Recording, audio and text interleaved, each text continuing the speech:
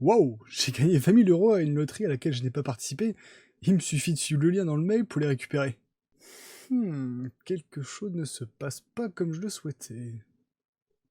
Bonjour à tous, c'est Deru et bienvenue pour un nouveau DeruTech. Et aujourd'hui nous allons nous attaquer à un sujet qui nous concerne tous plus en plus chaque année, les mails malveillants. Oui certes, on est plus concerné par des mails de pub qui viennent inonder nos messageries électroniques, mais ces petits filous de mails malveillants sont bien plus dangereux. C'est pourquoi je vais vous passer quelques tuyaux pour bien identifier ce genre de mail. Bon, un mail envoyé par un soi-disant prince kényan qui nous demande 1000 € et nous remboursera 10 000 ou 100 000 € en remerciement, il n'y a pas besoin d'être devin pour comprendre qu'on pourra dire adieu à son argent si on est assez stupide pour se faire berner. Non, ici je vous parle de mails plus subtils, plus vicieux, dans le piège desquels les personnes n'ayant pas l'œil affûté pourraient tomber. Des mails pouvant ressembler à de véritables courriers électroniques de banque, de Microsoft, de suivi de colis de la poste, tout ça pour récupérer des informations personnelles, des identifiants et des mots de passe, des coordonnées bancaires, voire même un petit peu d'argent en passant. Et sachant qu'il y a des personnes assez familières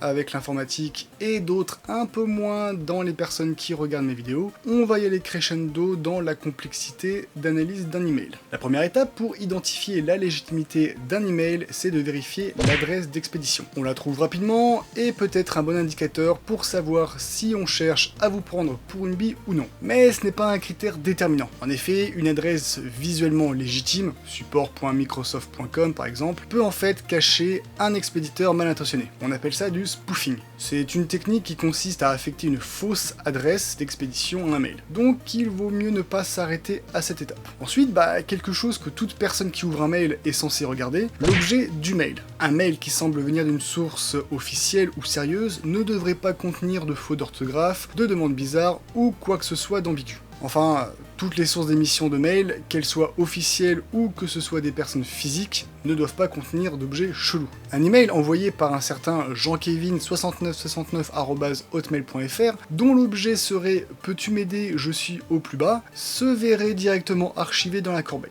Mais l'objet d'un mail reste un critère non déterminant. Si une personne mal intentionnée fait bien son taf, on n'est censé n'y voir que du feu. Passons donc au contenu du mail. Bon, comme pour l'objet, en fonction de l'expéditeur, s'il y a trop de fautes, si le texte du mail n'est en fait qu'une image, ou s'il y a des demandes bizarres comme par exemple d'envoyer ses identifiants de compte par retour mail, là ça pue. Parallèlement au contenu du mail, il faut également faire attention aux pièces jointes et aux liens. Là, on commence à monter une marge dans la complexité de l'analyse. On va utiliser des outils.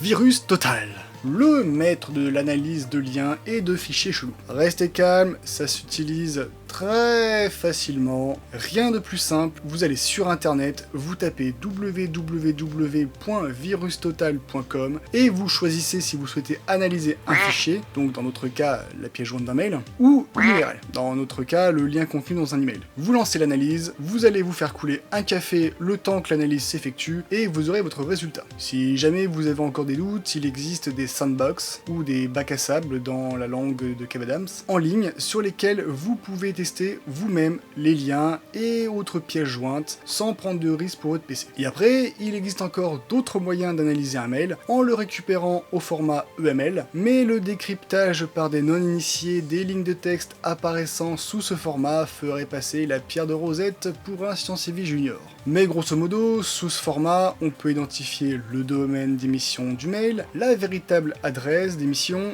et 2-3 autres éléments pouvant être intéressants. Bon, normalement, avec tous les éléments que je vous ai présentés, vous pouvez déjà identifier un bon nombre de mails malveillants. Peut-être pas tous, mais ça permet de faire un bon tri. J'espère que cette vidéo vous aura plu. Si vous avez des questions concernant de l'analyse de mails malveillants ou des types de mails malveillants qui pourraient exister, n'hésitez pas à laisser un commentaire sous la vidéo. N'hésitez pas à partager cette vidéo ainsi que les précédentes et les suivantes. Elles sont vraiment là pour donner des informations à des personnes qui n'auraient pas toutes ces connaissances. Quant à moi, je vous souhaite une bonne journée, une bonne nuit, une bonne soirée et on se revoit très bientôt pour une prochaine vidéo.